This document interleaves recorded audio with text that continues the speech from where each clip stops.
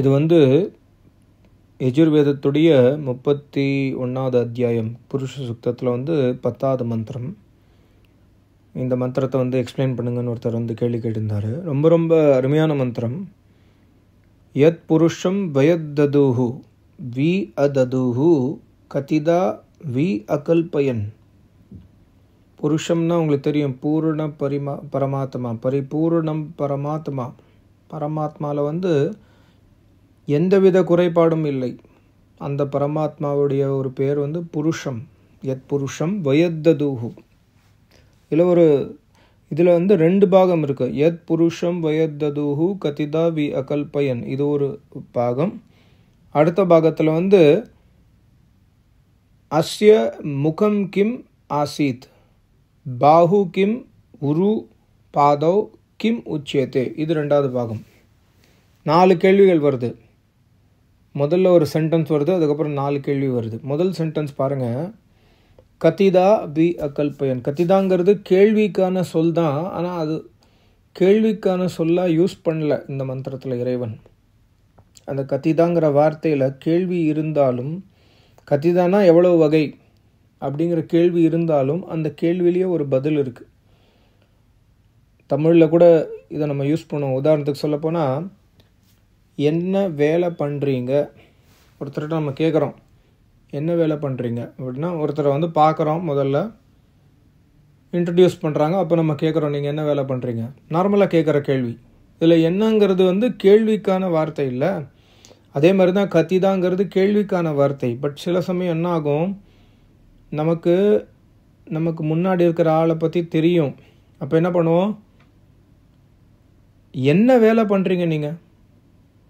இப்போ நம்ம கேள்வி கேட்கல, அவங்க பண்ணுற வேலை பற்றி நமக்கு தெரிஞ்சிருக்கு. நம்ம ஒரு மாதிரி அவங்கள, எனக்கு நீ பண்ணுற வேலை தெரியுயா, நீ சரியாக பண்ணலையா அப்படிங்கிற விஷயத்த சொல்கிறதுக்கு டோனை மாற்றி சொல்லுவோம். என்ன வேலை பண்ணுறீங்க நீங்கள். இல்லாட்டி ஒரு கடைக்கு போயிட்டு இது எவ்வளோ ரேட்டுன்னு கேட்குறோம். கேள்வி கேட்குற மாதிரி, நமக்கு ரேட்டு தெரியாது, இது எவ்வளோ ரேட்டுன்னு கேட்குறோம். சரியா? அதே மாதிரி தான் அந்த எவ்வளோங்கிற வார்த்தையை வச்சு நம்ம பதிலாக கூட சொல்லலாம். பதிலானா நமக்கு தெரியும் ரேட்டு, எவ்வளோ ரேட்டு அப்படின்னு சொன்னால் எவ்வளோ ரேட்டு நமக்கு தெரிஞ்சிருச்சு எவ்வளோ ரேட்டுன்னு. அதனால் அப்படி அந்த எவ்வளோங்கிற வார்த்தையில் ஸ்ட்ரெஸ் பண்ணி சொல்லும்பொழுது அதோடைய அர்த்தம் மாறுறதில்ல. ஸோ அதே தான் கதிதா. இந்த மந்திரத்தில் கதிதாங்கிற வார்த்தை கேள்விக்காக வரல, பதிலுக்காக வருது. அதாவது இந்த இந்த இந்த மந்திரத்தை ஒரு ஜிக்யாசு, ஒரு ஸ்டூடெண்ட் ஒரு ஆச்சாரியரை பார்த்து கேட்குறாரு, நீங்கள் ஹே ஆச்சாரியர், ஹே யோகி, ஹே தபஸ்வி, இறைவனை பற்றி விளக்குகின்ற ஞானம் உங்ககிட்ட நிறைய விதவிதமான முறையில் நீங்கள் இறைவனை பற்றி தெரிஞ்சு வச்சுருக்கீங்க. அதாவது இறைவனுடைய குணகர்ம ஸ்வபாவத்தை கதிதாவி அகல்பயன், எவ்வளோ வகையில் நீங்கள் இறைவனை பற்றி புகழ் பாடுறீங்க, எவ்வளோ வகையில் நீங்கள் இறைவனை பற்றி எக்ஸ்பிளைன் பண்ணுறீங்க, எவ்வளோ வகையில் உங்களுக்கு இறைவனை பற்றி தெரிஞ்சிருக்கு. ஸோ அந்த இறைவனை பற்றிய தெரிஞ்ச உங்கள்கிட்ட நாங்கள் ஒரு கேள்வி கேட்குறோம். ஸ்டூடெண்ட் கேட்குறான், ஆச்சாரியர்கிட்ட கேட்குறான் ஸ்டூடெண்ட்டு. இதுதான் ஃபர்ஸ்ட் சென்டென்ஸ், ரொம்ப முக்கியமான சென்டென்ஸு, ரொம்ப ரொம்ப முக்கியமான மந்திரம். இந்த மந்திரத்தை பேஸ் பண்ணி, அடுத்த மந்திரத்தை பேஸ் பண்ணி தான் இந்த வேதங்களில் ஜாதி மதம் இருக்குன்னு சொல்லி புரளி கிளப்பி விட்டாங்க. கேள்வியை பாருங்கள். கேள்வி என்னன்னா, அஸ்ய முகம் கிம் ஆசீத். அஸ்யங்கிற வார்த்தைக்கு மேக்சிமம் பேர் என்ன மீனிங் பண்ணுவாங்கன்னா, அஸ்யனா இறைவனுக்கு. இந்த இறைவனுடைய முகம் என்ன, இறைவனுடைய முகம் என்ன அப்படின்னு நிறைய பேர் டிரான்ஸ்லேட் பண்ணுவாங்க. அஸ்யங்கிறது இறைவனுடைய முகம் இல்லை. அஸ்யங்கிறது இந்த உலகம், இறைவனால் படைக்கப்பட்ட இந்த உலகத்தில் முகத்திற்கு சமமானவர் யார். முகம்னா இந்த தோள்பட்டைக்கு மேலே இருக்கிற பகுதி, கழுத்து இருக்கு பாருங்களேன், கழுத்துக்கு மேலே இருக்கிற பகுதிக்கு முக்குன்னு பேர் சான்ஸ்கிரிட்டில். தமிழில் முகம், சான்ஸ்கிரிட்டில் முகம், முக்.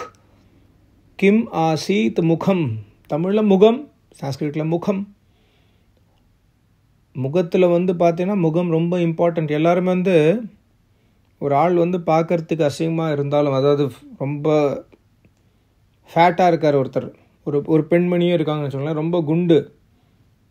அவங்க கூட என்ன பண்ணுவாங்கன்னா தன்னுடைய முகத்தை அழகாக வச்சுக்கணும்னு பார்ப்பாங்க. சரி, என்னுடைய உடம்பு அசிங்கமாக இருக்குது, குண்டாக இருக்கேன்னா டயட் பண்ண முடியல, இது பண்ண முடியல, அதனால் ஃபேஸை வந்து பியூட்டிஃபுல்லாக வச்சுக்கிறதுக்கு முயற்சி, ஃபேஷியல் க்ரீம் பண்ணுவாங்க, இதெல்லாம் பண்ணுவாங்கல்ல. ஸோ முகத்துக்கு வந்து நம்ம எப்பொழுதுமே நம்ம வந்து ஜாஸ்தி இம்பார்ட்டன்ஸ் கொடுக்குறோம். அதே தான் இந்த உலகத்தில் வந்து முகத்திற்கு, ஏன்னா முகம் வந்து முகத்தில் தான் மூளை இருக்குது, முகத்தில் தான் பிரெயின் இருக்குது, பிரெயினோட லொக்கேஷன் இருக்குது. முகம் ரொம்ப ரொம்ப இம்பார்ட்டன்ட். நமக்கு உடம்பு ஃபுல்லாக இம்பார்ட்டண்ட்டாக இருந்தாலும் முகம் ரொம்ப இம்பார்ட்டண்ட். ஸோ இந்த இறைவனுடைய சிருஷ்டியில், இறைவனுடைய படைப்பில், இறைவனுடைய படைப்பு என்ன? நம்ம வாழற உலகம். நம்ம வாழற உலகம்னா என்ன? நம்ம வாழற உலகத்தில் இருக்கிற மக்களை குறிக்கிறது.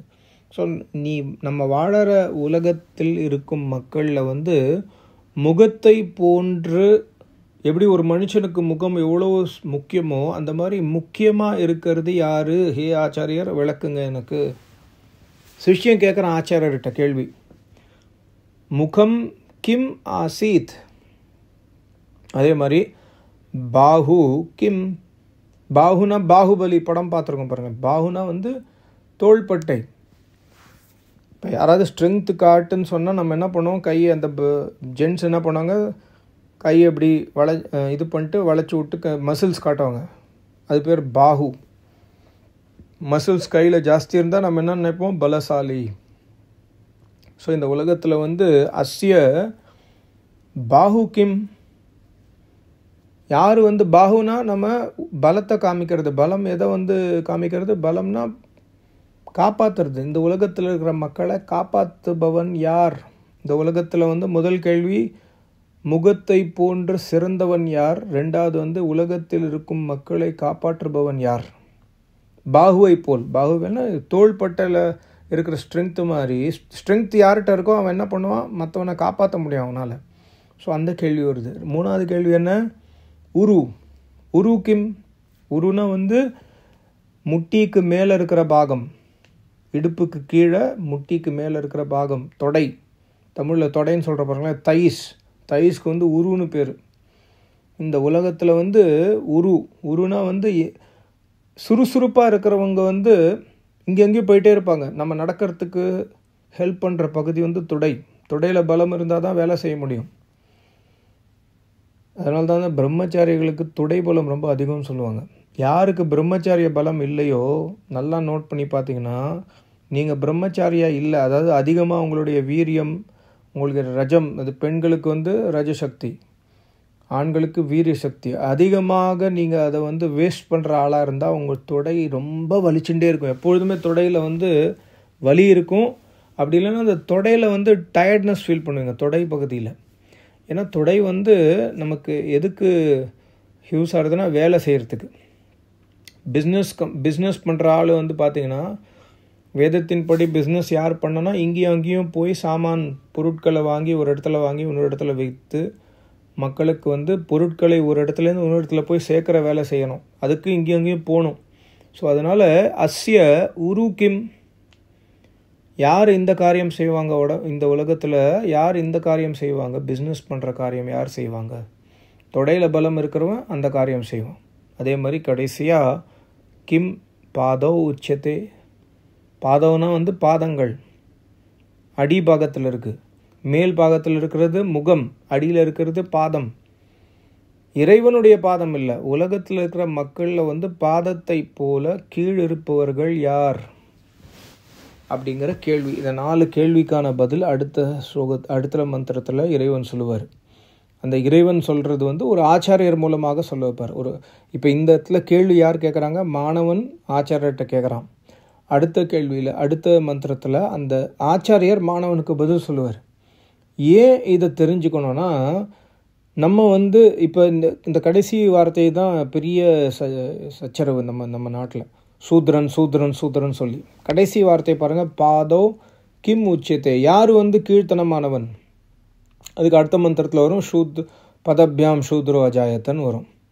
ஸோ பதபியாம் சூத்ரோ அஜாயத்தனா யாருக்கு ஞானம் இல்லையோ, யாருக்கு வந்து ஞானம் இல்லையோ, ஞானம் இல்லாதவன் மற்றவனுக்கு வழிகாட்ட முடியுமா? வழிகாட்ட முடியாது. ஞானம் இல்லாதவன் மற்றவனை வந்து மற்றவனுக்கு பிஸ்னஸ் பண்ணி அவன் இங்கே இருக்கிற பொருள் அங்கேருந்து கூட்டு போயிட்டு இங்கே வர முடியுமா? முடியாது. ஞானம் இல்லாதவன் நாட்டை காப்பாற்ற முடியுமானா முடியாது. ஞானம் இல்லாதவன் மக்களை கூட தன்னையே காப்பாற்றிக்க முடியாத போது மக்களை எப்படி காப்பாற்ற முடியும்? ஸோ அதனால் ஞானமற்றவன் சூத்திரன். ஸோ நம்ம என்ன பண்ணிட்டோன்னா, நான் சூத்திர ஜாதி, என்னை வேதம் ஞானம் இல்லாதவன் சொல்கிறது அப்படின்னு நம்ம நினச்சிட்டோம். அப்படி கிடையாது. யாருக்கு ஞானம் இல்லையோ அவன் சூத்திரன். நீங்கள் இப்போ நான் சொல்கிறேன், நீங்கள் நான் இப்போ சொல்கிறேன், நான் சூத்திரன், வேதம் எனக்கு கிடையாது, வேதம் சொல்கிறது, அதனால் எனக்கு வேதம் தேவையில்லைன்னு நான் சொல்கிறேன்னா அது தப்பு. அந்த இடத்துல இறைவன் என்ன சொல்ல வர, இந்த ஆச்சாரியர் இறைவன் ஆச்சாரியர் மூலமாக என்ன சொல்ல வர்றாருன்னா, நீ அஞ்ஞானியாக இருக்காதே, நீ ஞானியாக மாறிவிடு. பாதங்களை போல் கீழே இருக்காத, தலை போல் மேலே எழுந்துக்கோ. கரெக்டாக? ஸோ அந்த விஷயத்த சொல்கிறதுக்கு தான் இந்த மந்திரத்துடைய ஞானம். அதே மாதிரி சமூகத்தில் இந்த 4 தரப்பட்ட மக்கள் இன்றைக்கும் இருக்காங்க, என்றைக்கும் இருப்பாங்க. இன்றைக்கி சமூகத்தில் எடுங்க, இன்றைக்கி இருக்கிற சுச்சுவேஷனில் கூட ஞானிகள் இருப்பார்கள், ஞானிகள் இருக்கிறார்கள். அதே மாதிரி தோள்பட்டையில் பலம் உள்ள பெரிய பெரிய ரஜபூத்லாம் சொல்கிற போகிறாங்க, சர்தார்ஜி, இவங்கெல்லாம் நம்ம நாட்டை காப்பாற்றுறாங்க. வெளியில் போய் இந்த ஆப்ரேஷன் சிந்தூரில் பாருங்கள், எவ்வளோ சர்தார், எவ்வளோ ரஜபூட், எவ்வளோ கோர்கா அந்த மாதிரி இருக்காங்க. அவங்களாம் க்ஷத்ரியர்கள். அப்புறம் பிஸ்னஸ் கம்யூனிட்டி தெரியும், பனியா, மார்வாடி, இதெல்லாம் பிஸ்னஸ் கம்யூனிட்டி தெரியும். 4வது அஞ்ஞானிகள். இன்றைக்கும் பார்த்தீங்கன்னா உங்கள் வீட்டில் வேலை செய்கிறவங்க, உங்கள் வீட்டில் இப்போ நீங்கள் இருக்கீங்க, உங்கள் வீட்டில் வேலை செய்கிறவங்க பாருங்கள், பெருக்கி துடைக்கிறாங்க, வெளிலேருந்து மாதம் 2000 ரூபா 3000 ரூபா சம்பளத்துக்கு வேலை செய்கிறாங்க. அவங்க வீட்டை போய் கேளுங்க, நீங்கள் என்ன படிச்சிருக்கீங்க? ஒன்றும் படிக்கலைங்க, அதனால தானே இந்த வேலை செய்கிறேன்னு சொல்லுவாங்க. ஞானமற்றவர்கள் சூத்திரர்கள். அவங்க ஒதுக்கப்படுறவர்கள் கிடையாது. அவங்களுக்கு ஞானம் இல்லைனாலும் அவங்க சேவை செய்கிறாங்க, அவ்வளோதான். பவ்யமாக இருப்பாங்க, நல்லபடியாக இருப்பாங்க. இப்போ எங்கள் வீட்டிலலாம் இப்போ எங்கள் அம்மா அப்பா கும்பகோணத்தில் இருப்பாங்க. அவங்க மெட்ராஸில் கூட, சென்னையில் கூட எங்கள் வீட்டில் வேலை செய்கிறவங்கக்கிட்ட நம்ம வீட்டு சாவியை ஒப்படைச்சிட்டு வருவாங்க. ஏன்னா நம்பிக்கை இருக்கும், நல்ல மாதிரி மனிதர்கள். படிப்பறிவு இல்லாதனால அவங்களுடைய வர்ணம் சூத்திர வர்ணம். படிப்பறிவு வந்த பிறகு அவங்க வீட்டு வேலை செய்ய மாட்டாங்க. படிப்பறிவு வந்த பிறகு என்ன பண்ணுவாங்க? கண்டிப்பாக வீட்டு வேலை செய்ய மாட்டாங்க, ஆஃபீஸ் வேலை செய்வாங்க. ஸோ அவங்களுடைய லெவல் மேலே ஆகிட்டே இருக்கும். யாருக்கு இதில் ஒரு கேள்வி வருது பாருங்கள். ஃபஸ்ட்டு கேள்வி, முகம் கிம் ஆசித், யார் வழிகாட்ட முடியும்? தலைவன் யார்? பிராமணோ முகம் ஆசித், பிராமணர்கள். பிராமணர்கள்னால் ஞானிகள். பிராமணம்னா பிரம்மத்தை உணர்ந்தவர் பிராமணன். பிராமணங்கிறது ஜாதி கிடையாது. ஞானத்தை, வேத ஞானத்தை, இறைவனுடைய ஞானத்தை யார் இறைவனை தரிசித்து விட்டாரோ சமாதியில், அவரே பிராமணன். அந்த பிராமணன் என்ன பண்ணுவார்? அவர்கிட்ட நீங்கள் போனீங்கன்னா உங்களுக்கு ஞானம் சொல்லிக் கொடுப்பாரு. இந்த மாதிரி தவம் செய்யி, இந்த மாதிரி வேலை செய்யி, இந்த மாதிரி படிப்பு படிச்சுக்கோ, சைட் பை சைடு இந்த வேலை பண்ணு, இந்த உபாசனை பண்ணு, எல்லா விஷயமும் சொல்லி தருவாங்க. ஸோ அப்போ என்ன ஆகும்? ஸ்டெப் பை ஸ்டெப்பாக நம்மளுடைய growth நடக்கும். ஸோ அந்த பிராமணர்கள் வழிகாட்டுபவர்கள், அவர்கள் ஞானிகள். ஸோ இந்த விஷயத்தை அடுத்த மந்திரத்தில் எக்ஸ்பிளைன் பண்ணியிருப்பாங்க. ஸோ இது ரொம்ப முக்கியமான மந்திரத்தை நம்ம ஒழுங்காக புரிஞ்சுட்டா நம்ம இப்போ ஒருத்தர் ரொம்ப கீழ்த்தனமாக இருக்காருன்னா, அஜ்ஞானியாக இருக்காருன்னா, அவர்கிட்ட போய் நீங்கள் அஜ்ஞானியாக இருக்கீங்க, நான் உங்களுக்கு சொல்லித்தரேன், உங்களுக்கு ஞானம் வேணுமானா கண்டிப்பாக வேணும்னு சொல்லுவாங்க. சொல்லித்தாங்க ப்ளீஸ், எனக்கும் சொல்லித்தாங்க. நிறைய பேர் என்கிட்ட கேட்பாங்க, சார் எனக்கு தியானம் பண்ண சொல்லிக் கொடுங்க, பிராணாயம் பண்ண சொல்லிக் கொடுங்க, வேத ஞானம் சொல்லுங்கள், இது சொல்லுங்கள். நம்ம சொல்லிக் கொடுக்குறோம். எனக்கு எவ்வளோ ஞானம் இருக்கோ அதை நான் சொல்லிக் கொடுக்குறேன்னா அவங்க படிப்படியாக அவங்க முன்னேறுவாங்க. நானும் எங்கள் குருநாதர்கிட்ட கற்றுண்டு படிப்படியாக முன்னேறுவேன். ஒரு நாள் வரும், நானும் சமாதி அடைஞ்சேன்னா நானும் பிராமணன் ஆகிடுவேன். இன்றைக்கி நான் பிராமணன் கிடையாது. ஒரு தடவை சமாதி அடையும் பொழுது நான் பிராமணனாக மாறுவேன், இல்லை வழிகாட்டியாக மாறுவேன். ஸோ இதுதான் வாழ்க்கையோட சிஸ்டம். அப்போ அஞ்ஞானிகள் உருவாகிட்டே இருப்பாங்க. அஞ்ஞானியை ஞானியாக மாற்றுறதுக்கு இப்போ இருக்கிற ஞானிகள் முயற்சி பண்ணிகிட்டே இருப்பாங்க. இது சைக்கிள் ஓடிட்டே இருக்கும். இந்த சைக்கிள் ஓடுறதுனால உலகமும் ஓடுறது, எல்லாரும் ஒழுங்காக இருப்பாங்க. இதுதான் வர்ணா சிஸ்டம். இன்றைக்கி இருக்கிற கேஸ்ட் சிஸ்டமில் அது செல்லாது. இன்றைக்கி இருக்கிற கேஸ்ட் சிஸ்டமில் என்ன ஆகும்? பிராமணன் சொல்கிறவன் பிராமணனாக இருப்பான், சூத்திரன் சொல்கிறவன் சூத்திரனாக இருப்பான். இது கேஸ்ட் சிஸ்டம், மனுஷனால் உருவாக்கப்பட்டது. ரொம்ப ரொம்ப இம்பார்ட்டன்ட் கான்செப்ட் நம்ம புரிஞ்சுக்கணும் வேதத்துலேருந்து. ரொம்ப நன்றி, நமஸ்காரம், ஓம்.